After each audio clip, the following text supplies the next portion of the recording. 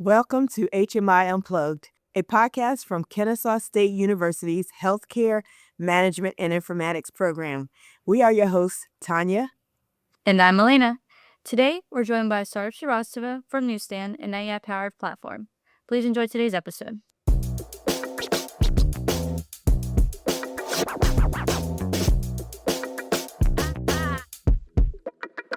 Today, we're joined by Saurabh Srivastava, co-founder of NuStan, a company driving innovation in health analytics and digital health transformation. Hi, Saurabh. Welcome. Hi, Marina. Thank you. Yeah, of course. Please go ahead and start with a brief introduction of yourself. Tell us a little bit about your background and why we brought you here today. Yeah, that's a difficult question to answer, always talking about myself, right? So, my name is Saurabh Srivastava. I come from India.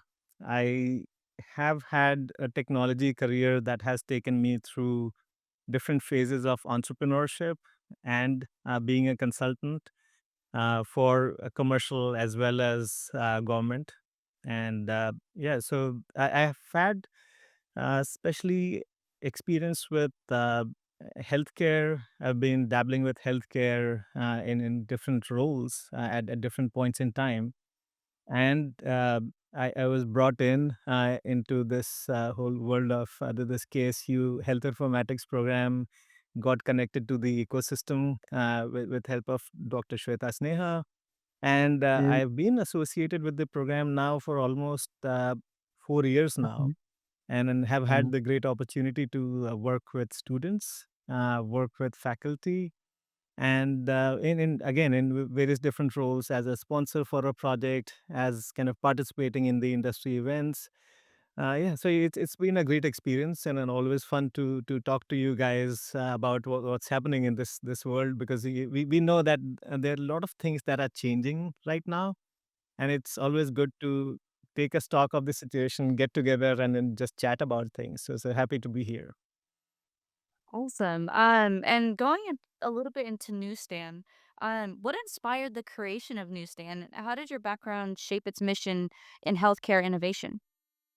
Yeah, so if you remember, I think we talked about this thing in past. So one of the programs that we came up with, and we were associated with KSU on, was there's a scheduling solution that we created, which was meant to optimize nurses, optimize availability of nurses, optimize the cost because of kind of the healthcare operations, and we were bringing in a unique flavor to that, which is the information about infections, workplace infections, and then how that could improve things.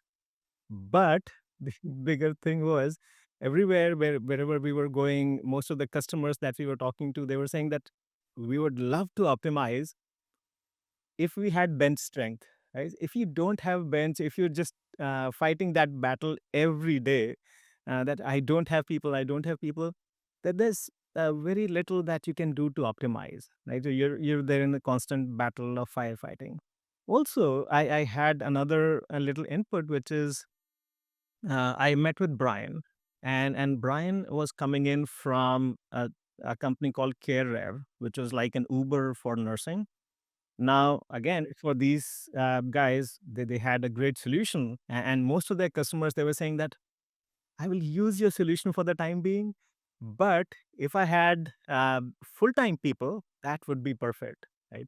And then that's where we kind of we came to that kind of realization that there is a need in the market, though we did not really know what we could do at that time. We were just thinking there's a need in the market to help them to find people, but then we were just looking at the market. Oh, okay, what are really people doing?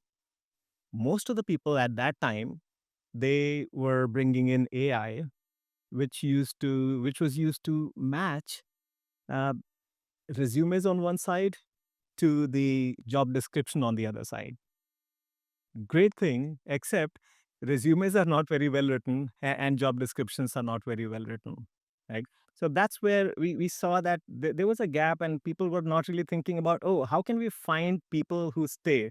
And that's the thing that actually prompted us to start NuStan, because there are a lot of people were just trying in this world of sourcing candidates.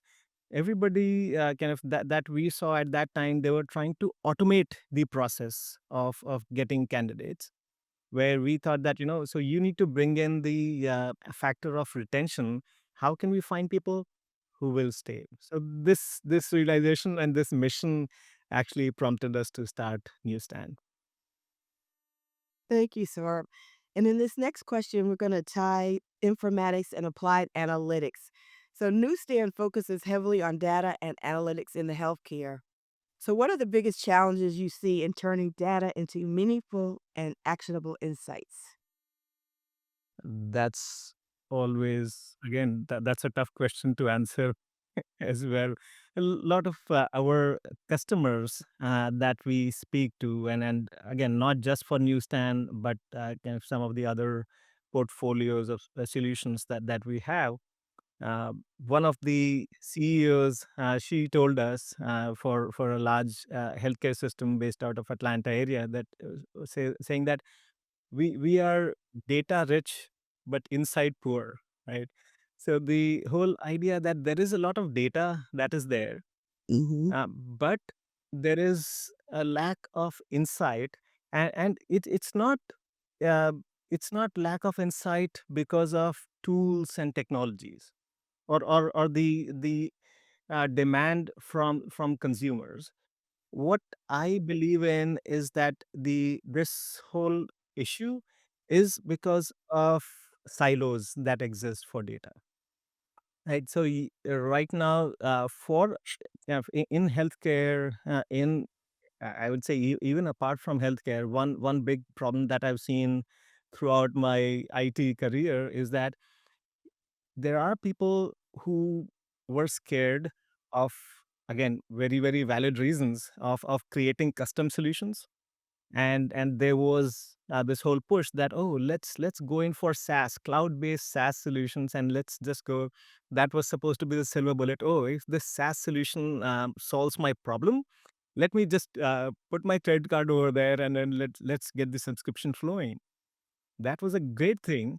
But the problem is that each SaaS solution, the way that they think about their own ROI is that they say that, oh, I'm not going to share my data with anybody, right?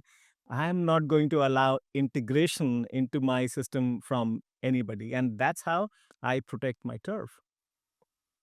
But again, what that kind of what happens because of that is that each of these systems, they they have this whole thing that, oh, I can run my own run reports on my own system beautifully, but I don't really know and care what is happening in the other system.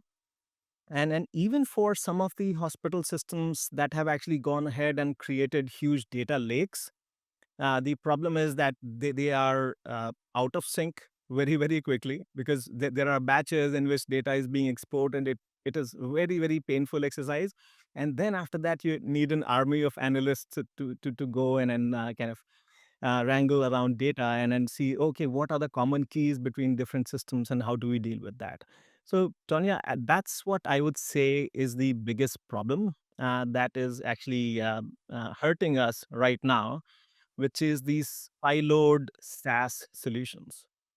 And that's my kind of biggest thing, because we know everybody wants uh, a unified data to be there. Everybody wants unified uh, real time data to be there.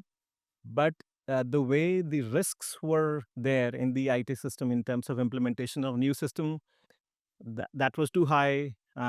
If you go to a hospital system today and say that, oh, we want to create a custom app, they cannot do that. They simply cannot do that because of the way they are structured. Creating an app, oh, where do we deploy this? Where is this going to run? Who is going to maintain this? All of these are super complex things, or at least used to be super complex things for hospital systems, which is why this problem existed.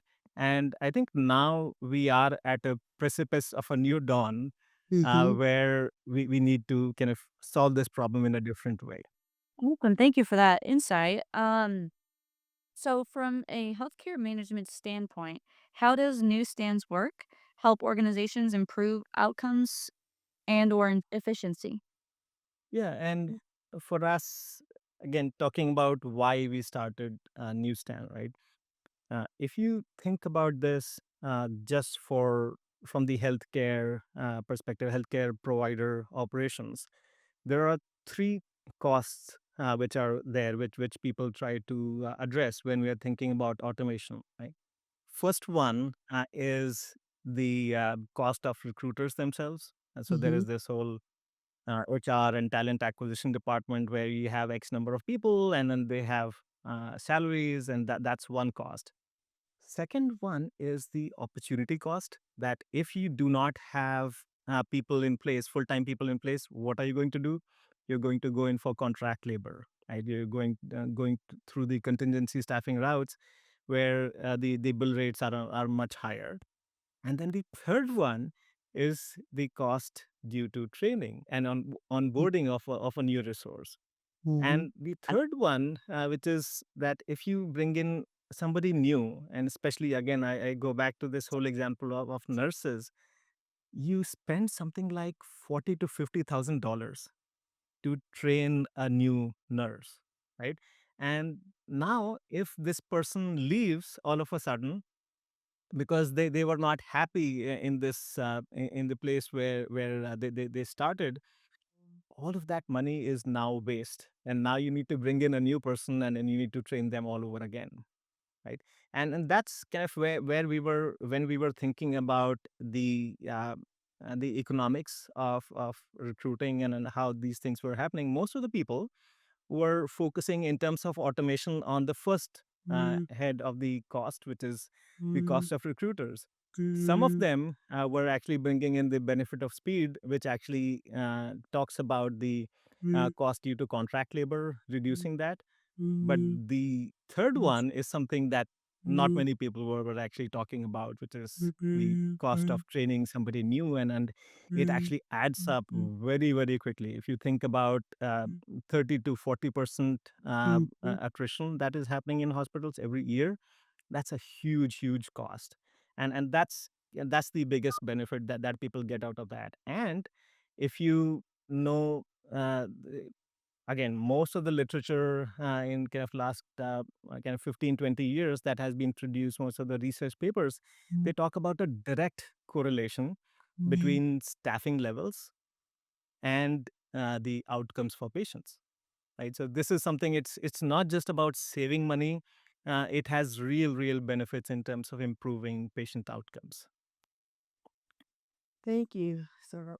Looking ahead, what trends or emerging technologies excite you most in healthcare data and digital transformations? And also, what advice would you give to HMI students preparing to enter this digital space? Yeah, now I would like to go back to the answer to the question that I provided for the previous question that you asked, Tanya. About the costs? Yes. So it is the siloed approach for IT systems that our generation has built. I do want the next generation to look at that very, very critically and then kind of get past that. And one of these things, when we're thinking about in terms of technology innovation, everybody talks about AI. So I'm going to do that as well. So here, the important thing about AI is not just about the possibilities that it creates for in terms of improving business operations. Yes, all of those things are great. People have talked about that for quite some time. But to me, the biggest problem that we need to solve for, if you're thinking about AI, is AI agents need to work on top of clean, real time data, with data that you can make sense of, right? And I have been a consultant for quite some time. And I remember that when I started my career in 1998, I think the second or third project that I got was to create a 360-degree view of a customer. And they said that, oh, we were going to create a big 360-degree view of a customer. And that is going to be the thing for improving their sales or revenues. And now that when I look at a lot of projects that are going on, they still struggle with the same thing. We still don't have a 360-degree view of the customer. We still don't have 360-degree view of the patient or customer in this case, in case of healthcare operations. That to Mhm, me is the most important thing that we need to solve mhm, for. and mhm, and the way that we solve for is to again move away from siloed data. And I do want students who are getting into the workforce right now to really critically question whether this deploying this new solution, it may be the most wonderful AI solution, the most magical thing ever, but does it integrate well with my ecosystem data? And does it integrate well with my ecosystem applications? If these are the two things that we do well, we're in a good place. But again, right now, I see that as the biggest problem. Great, great. Thank you so much, Saurabh. So, for those of you that hearing me, my name is Hossein Muid, the program director of the HMI program here at KSU. And again, I appreciate so much, Saurabh, for attending this podcast. And same as always, I appreciate all of your support for the HMI program during the last couple of years. And thank you so much again. Thank you.